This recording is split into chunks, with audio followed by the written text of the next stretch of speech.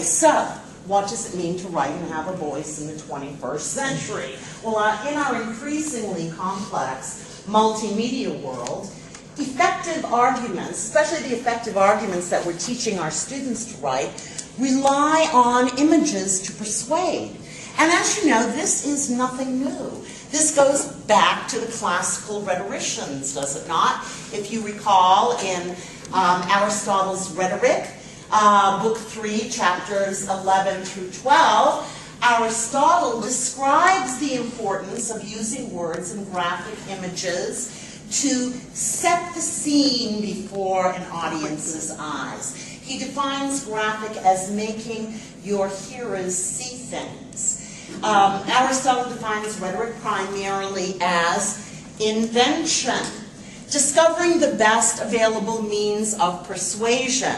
So what I'm going to do is take these ancient rhetoricians and what they were describing and bring them into the 21st century and teach my students that using all available means of persuasion means including visuals, including really cool YouTube videos as supplemental sources to make it richer, to make their writing assignments richer and more fun for them.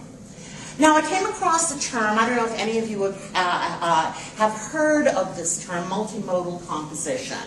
Multimodal composition utilizes media other than print on paper for rhetorical communication and for writing essays, compositions. Now, you know, many of you, or all of us, are probably already doing this already.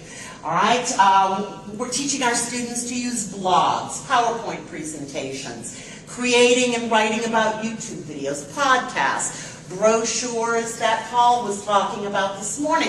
They're all other ways to make persuasive arguments and enter critical discourse. So what I want you to remember in multimodal composition, the printed essay does not reign supreme. It doesn't govern all communications. Multimodal, of course, means using more than one language mode. So we can create film, essays with visuals. We can teach our students to make presentations. And I mean, they're already using visuals, but also we can teach them how to select a YouTube video that would enhance their presentation, or perhaps create a really cool one themselves and add to their presentation. All right? And you know, this really resonates well today with our students who are making cognitive and socially situated choices in their compositions. You know, they're all on Facebook. They're all on YouTube. How many of you have YouTube accounts? Yeah, see, there you go. All right, so this is nothing new to you. Okay, next. So, I was thinking this summer, you know, I started this last year really incorporating YouTube into some of my assignments. Now, recognize this is just a supplemental tool. This does not replace, you know, what we ordinarily do in the class, but it's just enriching the students' writing abilities. So I was thinking, you know, I asked myself, well, how do I make writing assignments that carry out sophisticated forms of rhetorical and contextual analysis, taking into account differences in audience, purpose, and genre, while using more than one language mode? So I thought, well, how about a writing assignment on visual rhetoric and violence against women? You could select any number of clips from television shows, from movies, from YouTubes that clearly show violence against women, right? Show that, and then create an in-class discussion and an in-class writing assignment using, and then I was asked myself, well, what kind of questions would I pose to my students? What is the relationship between visual rhetoric and violence? Are they mutually exclusive? How does film itself today, how does television and film and all kinds of media that we are in communication with, how does it generate violent images regarding women? Is violence only conceivable as a failure of rhetoric? Can rhetoric itself be violent? Isn't violence often used as a means of persuasion, right? And so then this becomes a great point of departure in your writing classroom for discussion and then in-class writing.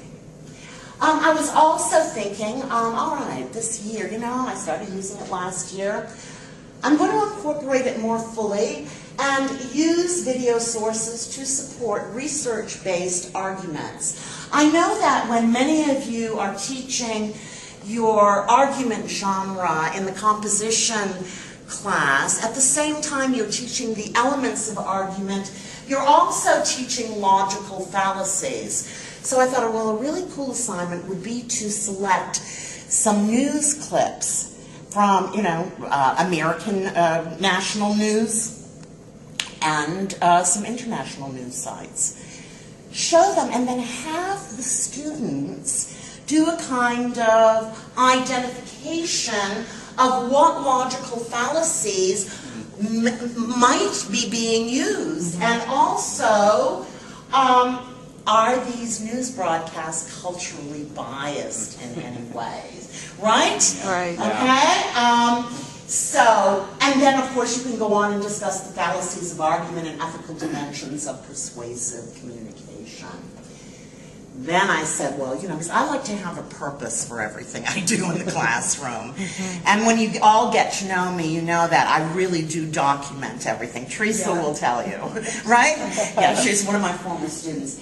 So what is the purpose of doing this type of assignment? Well, students are going to look for connections, not just among printed sources, but also amongst visual and video sources as well, so that they can synthesize varied points of view, assess cultural perspectives, correct?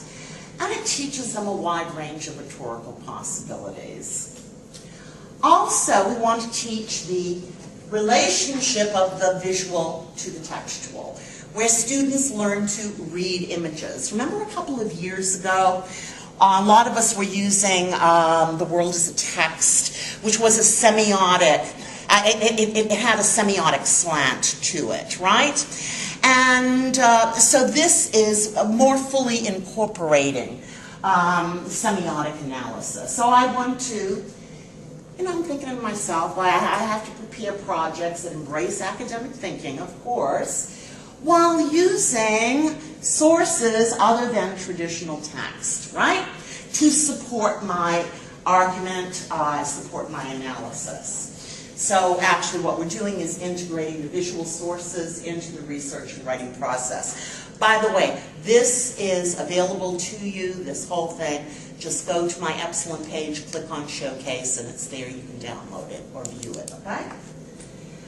Another idea that I had is conducting a rhetorical study and annotating the video source. Okay, just as they annotate essays, books, everything, how to teach them how to annotate a video source, and then conduct a rhetorical study using the following questions. These are some of my questions that I use as a guide for rhetorical analysis. I'm not going to go through all of them because it would be boring to death. But you have them there if you wish to use them or change them in any way. What is the speaker offer's primary arguments? Identify claims. What evidence does the speaker offer use? Underlying assumption, genre. What are the speaker's goals? What is this author trying to do, etc., etc. Okay, so it's really a great in-class assignment. Also, you can just find YouTube videos that relate to classroom topics. Last year in my Composition 1 class, what I did is that I decided to do the global food and water crisis, which I already knew a lot about. And I decided to use Plan B by Lester Brown, which is a terrific textbook with all kinds of fabulous statistics on these topics.